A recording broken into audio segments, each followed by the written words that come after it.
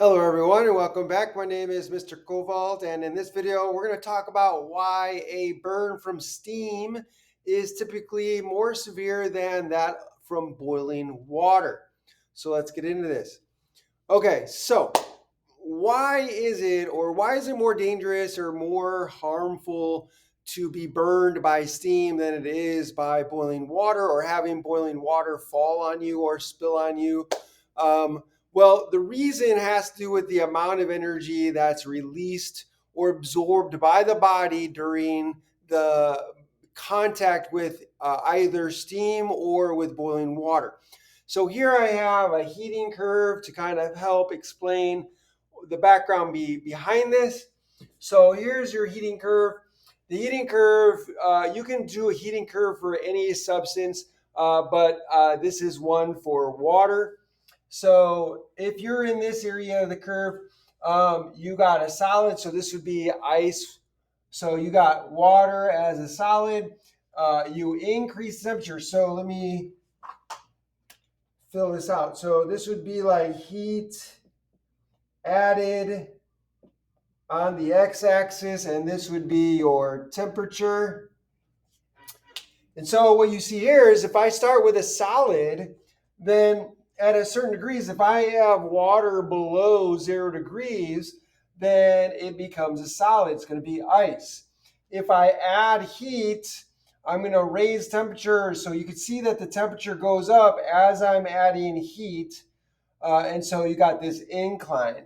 And so as you're inclining, you're going to reach a point at which it levels off. So what's happening here is that the molecules of water are gaining energy, and that's added to the movement of the substances of the molecules. The molecules are going to start moving faster and faster, vibrating. Right, they're not going to be really moving past each other, but they're going to vibrate harder and faster as you put more energy until the melting starts to occur. And in melting, that energy is going to overcome those attractive forces to allow some more freedom of motion and to allow them to kind of move away from each other a little bit. So you're kind of creating distance and you're allowing more freedom of motion. So that's what's going on here. So you are still adding energy, but that energy is not really going towards speeding up the molecules. It's going to free them up and allow for more freedom of motion. Once it's all melted, then now the liquid water, now you have liquid water. Here you have both liquid and solid. So solid is melting, so you got a mixture of liquid and solid here. And then you've got all liquid here. And now the liquid, now that you've got complete liquid, there's no more melting. So now at this point, the heat can go into raising the temperature again. So now the water can go from 0 to 100 degrees. So now I'm adding more energy, more heat, and the temperature now can increase until it starts to boil. So here again, all of the energy that is going into the boiling is now going into converting from liquid to gas. Again, overcoming those attractive forces, allowing for the particles to separate from each other to overcome those forces. And so that's where the energy is going. There's no temperature change going on here. So this average speed of the molecules is not really changing. You've got here a mixture of steam and liquid until you get to here where all the liquid has boiled away and has become steam. And now the steam can increase in temperature. So steam here can be above 100 degrees Celsius. So that's one reason why steam can be more severe, because it's just at a higher temperature. Um, but that's not the main reason or the only reason here. Now, what I want to point out here is that these sections here, you got them divided up. You got 1, 2, 3, 4, 5.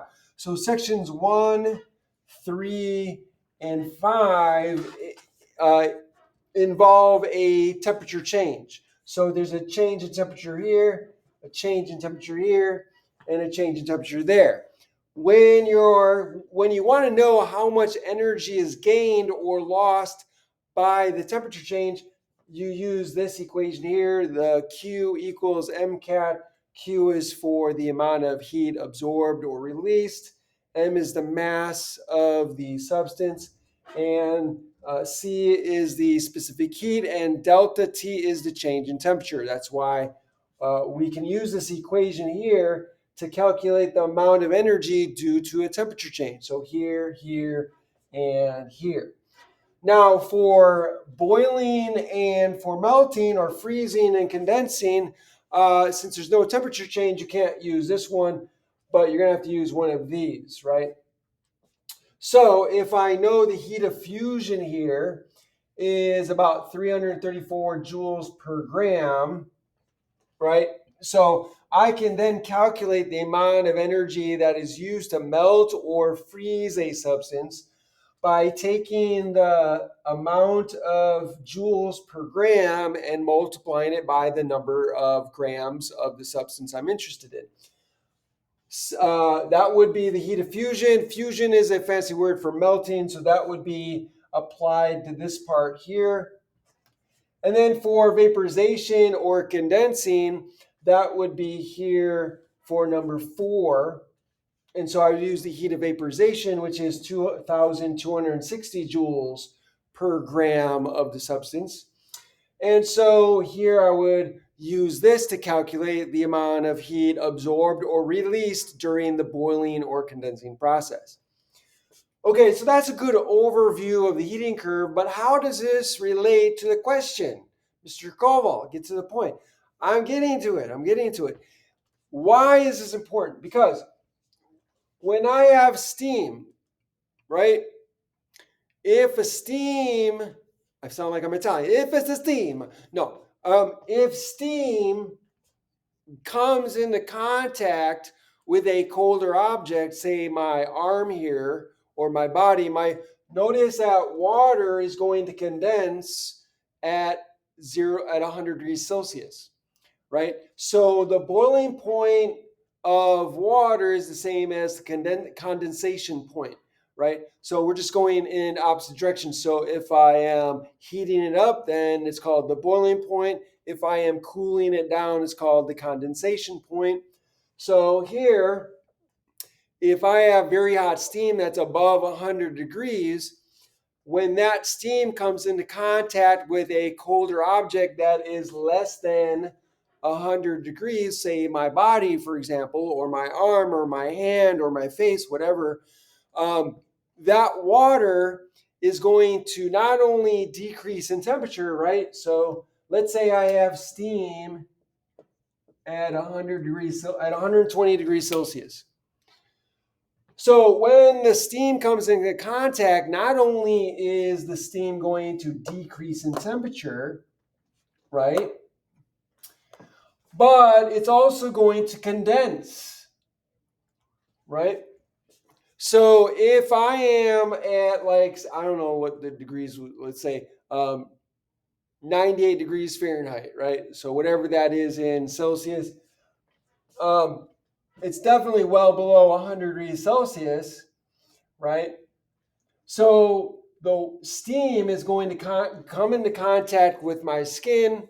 It's going to decrease in temperature, and it's going to condense into liquid water, right? Because my body is far below the boiling point of water. So then you're going to get this condensation. That's going to release more heat. When you're cooling something down, that's releasing heat. Heat is being absorbed by the surface that the water or the steam comes into contact with. So in this case, my skin is the surface that the steam is coming into contact with, right? So it's going to cool the steam down. Well, where does that energy go? It goes into my skin, into my flesh, right? But that's not all. It's going to condense. And that condensing means that it's losing more heat through the process of becoming a liquid, going from gas to liquid. and that's going to release more heat, and more heat is going to be absorbed by my skin, by my flesh. So then you can also, once it becomes water, it's going to cool down more until until the body and the object or the water is at the same temperature. So it could be around here, but you can see that I'm going to have a temperature change here. So the temperature change, that's going to be Q equals MCAT. So here, a certain amount of energy is being released because of the temperature change, but also because of the condensation. So here also, you have here the heat of vaporization. That's 2,260 joules per gram. That is more energy released during the condensation process than it would be for this, depending on how high the temperature is of the steam, right? It could be, but here you'd have a certain amount of energy released and absorbed by your skin, and here you'd have a certain amount of energy released from the water and therefore absorbed by your skin or your body. And so again, it's going to be whatever the amount of grams of water that was spilled on you multiplied by 2,260 grams, 260 joules per gram, right? And then you've got a temperature change here that might be added to, that'd be more energy. Now, why is that worse than boiling water? Well, with boiling water, the water, if the water is spilled on you and it's boiling, it's still water. There's no condensation going on. It's liquid water. So the liquid water is going to decrease in temperature, and so that decrease in temperature is going to release heat. So again, at this point here, right, if you start at boiling water, which is at 100 degrees Celsius, and you spill it on your skin, well, the water that comes into contact with your skin is going to lose energy. It's going to cool down, and that's going to transfer that energy to your body, to your skin, to your flesh, and therefore that's going to burn you or create damage. So there's going to be some heat, excuse me. So there's going to be some heat released due to contact with the skin. So it's going to go down here, right? So you're starting here and you move down there. So you get, that's going to be Q equals MCAT, or mass times the specific times the change in temperature. So if it's just boiling water, then you just have to deal with this amount of heat that's released by the cooling water and absorbed by your body. But if it is hot steam, you have to deal with the heat that's released here, and the heat that's released here, and the heat that's released here. So you have more heat that's released from the steam and the condensing water, and then the water, liquid water that reduces or goes down in temperature. You got a lot of heat that's being absorbed by the body relative to just boiling water. So that, ladies and gentlemen, is why a steam burn is going to be more severe than a burn from boiling water, because there is a lot more energy, heat energy, being absorbed by the body due to the contact of hot steam onto the surface of your skin, of your body, compared to that would be absorbed by just boiling water itself. So I hope that was helpful. I hope that I explained that well enough. If you enjoyed this video, if this helped you understand this question here, then by all means, like the video, share the video, hit that like button over here somewhere. Make sure you subscribe to my channel. Do me a solid, help me out, subscribe. And also, when you do that, click on the notification bell. And when you do that, make sure you click all so you'll be notified by all the videos I put out. And finally, put a comment down below in the comment section. Let me know what you think. Ask me questions. I would love to hear from you. If you have a topic or a topic you want covered, or if you have a problem or a question that you need answered, please let me know down below in the comment section. I would love to do that for you. Thanks for joining me and have a great day.